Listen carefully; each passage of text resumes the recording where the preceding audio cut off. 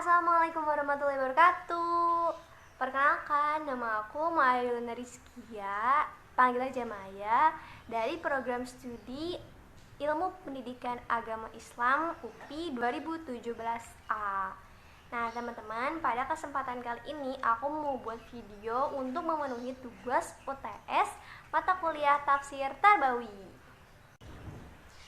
Nah, di video kali ini aku bakal bahas tentang pendidikan Islam dalam perspektif Quran Surat Al-Baqarah ayat 30 dan Quran Surat Az-Zariyat ayat 56. Nah, apa aja sih kontennya? Yang pertama, yaitu tentang manusia dan tujuan penciptaannya.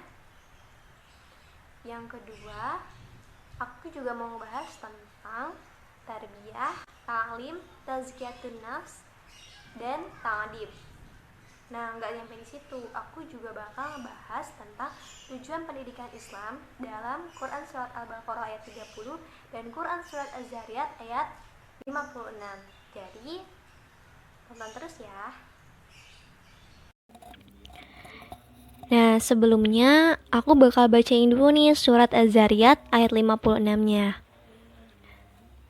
Bismillahirrahmanirrahim.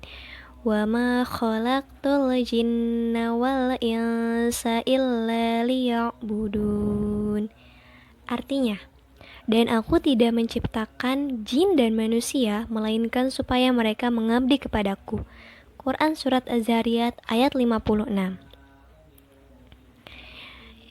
Nah, untuk Quran Surat Az-Zariyat ayat 56 ini tidak ada asbabun nuzulnya, tapi memiliki makna yang sangat luas. Itulah mengapa banyak mufassir yang menafsirkan ayat ini. Nah, secara global, ayat ini memiliki makna bahwa dalam perspektif filsafat pendidikan Islam, tugas manusia dalam penciptaannya di bumi ini adalah sebagai khalifah. Adapun kata kunci dalam ayat ini adalah pada kata liya'budun yang dalam arti sempit mengacu pada tugas manusia secara individual sebagai hamba Allah Subhanahu wa taala. Dalam tafsir Al-Misbah dituliskan bahwa dalam ayat ini Allah memerintahkan agar manusia berlari dan bersegera menuju Allah. Dalam tafsir Al-Misbah pula dijelaskan bahwa maksud kalimat menciptakan mereka untuk beribadah adalah menciptakan mereka memiliki potensi untuk beribadah, yakni menganugerahkan mereka kebebasan memilih, akal, dan kemampuan. Untuk ayat kedua, yaitu Quran Surat Al-Baqarah ayat 30, teman-teman boleh cek Al-Qurannya masing-masing ya. Di sini aku bacain artinya aja. Artinya, ingatlah ketika Tuhanmu berfirman kepada para malaikat, sesungguhnya aku hendak menjadikan seorang khalifah di muka bumi. Mereka berkata, mengapa engkau hendak menjadikan khalifah di bumi itu orang yang akan membuat kerusakan padanya dan menumpahkan darah? Padahal kami senantiasa bertasbih dengan memuji engkau dan mensucikan engkau. Tuhan berfirman, sesungguhnya aku mengetahui apa yang tidak kamu ketahui. Nah, dari kedua ayat tersebut dapat disimpulkan bahwasannya dalam penciptaan manusia terdapat tujuan, yaitu untuk meyakinkan keberadaan Allah dan untuk beribadah kepadanya. Sedangkan fungsi diciptakannya manusia adalah sebagai khalifah fil ard, di bumi. Dengan mengetahui esensi manusia, maka pendidikan Islam harus dirancang untuk menumbuh kembangkan potensi manusia, baik dari sisi materi dan non-materi. Selanjutnya yaitu kajian teori tentang ta'lim, tarbiyah, tazkiyatun nafs, dan ta'dib. Yang pertama, konsep ta'lim. Menurut Abdul Fattah Jalal, ta'lim merupakan proses pemberi pengetahuan, pemahaman, pengertian, tanggung jawab, dan penanaman amanah. Adapun apabila dikaitkan dengan Quran Surat Al-Baqarah ayat 31, menurut Quraisy Shihab, ayat ini menginformasikan bahwa manusia dianugerahi potensi untuk mengetahui segala sesuatu dan berbahasa dan lain-lain. Yang kedua, konsep tarbiyah. Tarbiyah adalah proses menumbuhkan dan mengembangkan potensi fisik, intelektual, sosial, etika, dan spiritual yang terdapat pada peserta didik sehingga dapat tumbuh dan terbina secara optimal melalui cara memelihara, mengasuh, merawat, memperbaiki, dan mengaturnya secara terencana, sistematis, dan berkelanjutan. Konsep kedua yaitu tazkiyatun nafs, yang terdiri dari pensucian diri, pembinaan diri, pengembangan diri, yang mana ditujukan agar kita semakin dekat kepada Allah Subhanahu wa Ta'ala. Konsep yang terakhir yaitu ta'dib. Ta'dib adalah pengenalan, bimbingan, pengakuan yang secara berangsur-angsur ditanamkan kepada manusia tentang segala sesuatu dalam tatanan penciptaan sehingga membimbing ke arah kesopanan, keramahan, kehalusan budi pekerti, dan ketaatan terhadap keagungan Allah Subhanahu wa Ta'ala. Lanjut ke pembahasan yang selanjutnya yaitu tentang konsep tujuan pendidikan Islam berdasarkan Quran Surat Al-Baqarah ayat 30. Nah, sebelum masuk ke pembahasan tujuannya, kita cek dulu ya pendapat para mufasir terkait ayat ini dengan kaitannya dengan tujuan pendidikan Islam. Di sini Maya mengambil salah satu tafsir yaitu tafsir Al-Misbah karya Quraisy Shihab.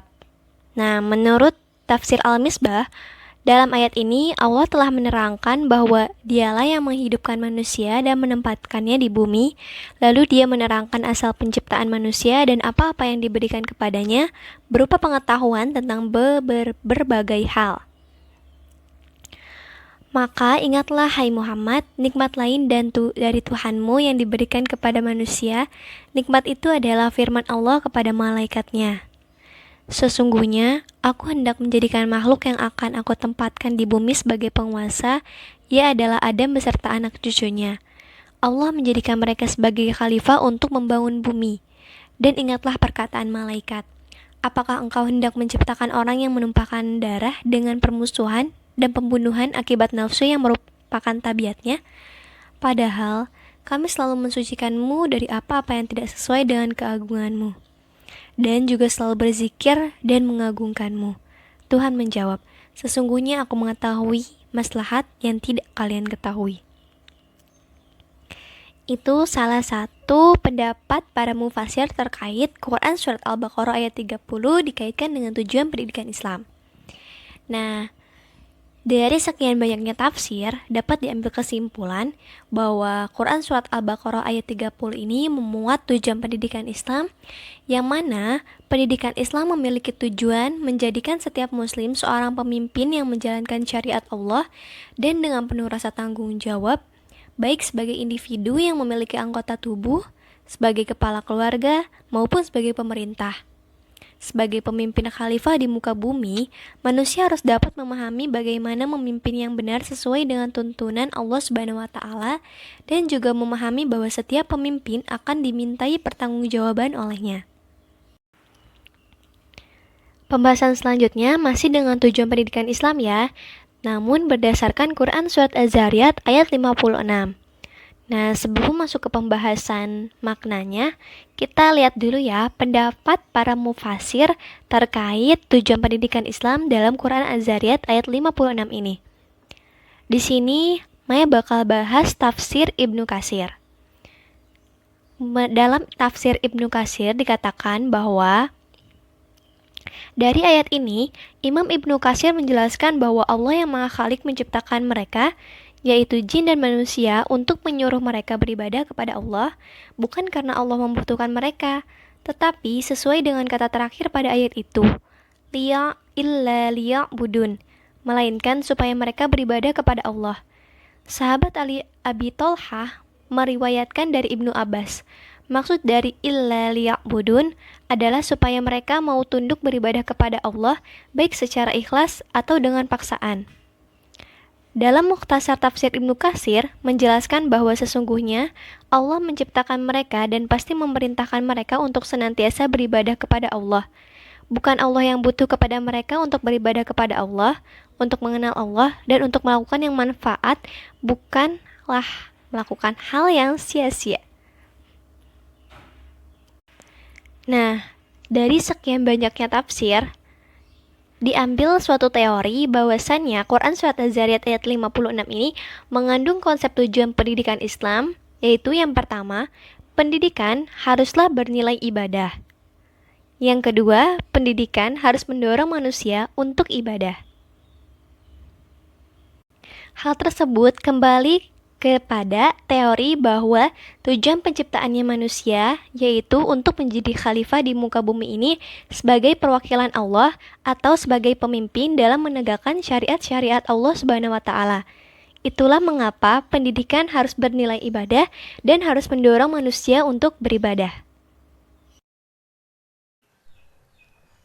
Nah, teman-teman, itu tadi pembahasan aku tentang pendidikan Islam dalam perspektif tafsir Tarbawi Quran Surat Al-Baqarah ayat 30 dan Quran Surat Az-Zariyat ayat 56.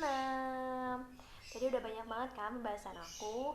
Nah, terakhir semoga video yang aku buat ini bermanfaat, dan kalau ada kekurangan atau kesalahan mohon dimaafkan dan dikoreksi kembali. Dan jangan lupa untuk klik tombol like, komen, dan subscribe. Terima kasih sebelumnya. Sampai jumpa di video selanjutnya. Aku Maya Nariskia pamit undur diri. Wassalamualaikum warahmatullahi wabarakatuh.